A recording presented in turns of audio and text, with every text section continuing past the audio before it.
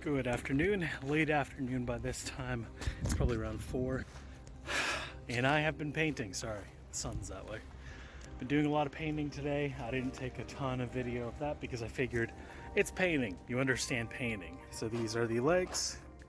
Those are a few random leaves that decided to join and help. This is the main structure, which definitely cleaned up a lot. So what I'm gonna do is I'm actually gonna put a panel across going from this leg, that leg, that leg, that leg. And a mistake I learned from the benches that are already in the bus, they're actually gonna be inset a little bit. When you sit naturally, I think, for me at least, my legs are a little bit more comfortable like that, sitting in a chair, versus just like straight or forward more. Right here, this wood, I did a coat of regular stain, then I took the orbital sander and sanded it down, and then I went ahead and took a paper towel and dabbed it in the stain that I was using and kind of rubbed into the wood, and then had another dry paper towel and kind of rubbed off the excess. So today the police stopped by to visit, and it turns out some woman that lives somewhere near here called the police and told them that someone was living in an RV on this property. First of all, we have met every neighbor on this property. We've met every neighbor here. Oh, I have paint on my hair. I didn't even realize that. Look like Mr. Fantastic, yes. This woman apparently doesn't even live on the street, but filed a complaint. She doesn't live on this street, which is boggling to me, and it makes me laugh. Like, when the officer said that, I kind of keeled over and laughed a little bit. I'm like, are you serious? Like, really? Really? Apparently in Pelham, the area where I'm working, there's an ordinance where you cannot be living in an RV even on private property.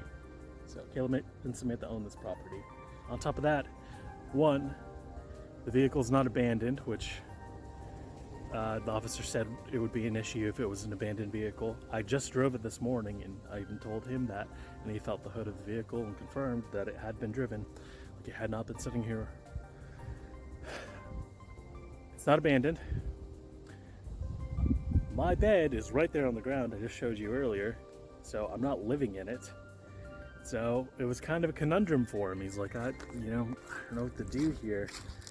And I told him, well, I appreciate you not immediately just kicking me off the property, because it doesn't matter if the officer's right or wrong. I don't want to start a fight. I guess the thing that we kind of determined together, or he determined and dictated to me, and I said, yeah, that's fair, is I can keep my car on the road, because apparently the vehicle cannot be on the property if there's not a driveway. Some weird ordinance stuff. But let me say this. I have no issue with the police officer. He was just doing his job, and I don't think he wanted to be here. In fact, that woman actually complained about me and a neighbor across the street from her. So I'm sure the neighbor did something terrible, like look at her and wave hello. I don't know. But I'm getting pretty close to being done right now, or being in a spot where I can go ahead and go to South Florida to see my parents, and you might see some videos from there, and work on it there. So I can continue to work out here, basically. There's no issue with that. It's just I have to be moving both of my vehicles every 72 hours or so. Well, every 72 hours for my car, my hybrid vehicle, and just daily for the bus. Just because the bus is in the way on her way out of the area. She doesn't even live on the street, which is crazy. Absolutely crazy to me that someone would take the time to do this.